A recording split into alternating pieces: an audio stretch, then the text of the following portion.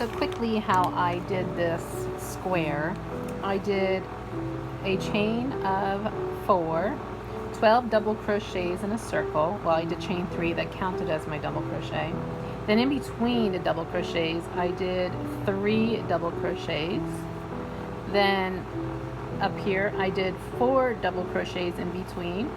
And then for the border, I did 4 double crochets, chain 1, 4 double crochets. Then I did 4 half double crochet, 4 half double crochet, 4 double crochet, chain 1, 4 double crochet, all the way around. That's it. For this square here, I did a starting chain of 4. Then I chained 3, and I worked 12 double crochets around. So it's really actually a total of 13 because I kind of wanted to blend in that chain 3. And of course then I doubled it with 24 stitches of 24. And then of course I went around with the 36 where you do 2 double crochets and then 2 together. In this one it's 2 together in every single stitch. And then for the border, I actually did,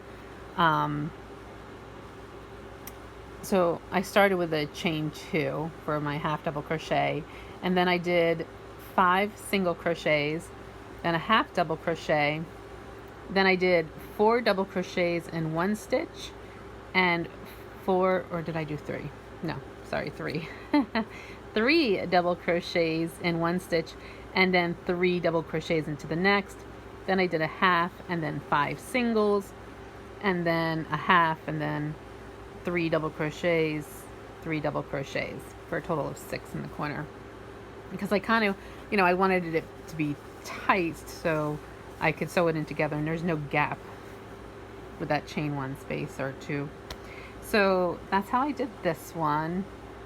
I did notice that sometimes it happened, sometimes it didn't. So I don't know how that happened, but sometimes I had to crochet 2 together to make up, to make it work out, because there was like 1 extra stitch somewhere, which I don't know how that happened, but it did. And it was just like 1 or 2 of them, but it all equaled out. So, and it all turned out fine. So that's what I wanted to share to remind myself how to do this again. Thank you.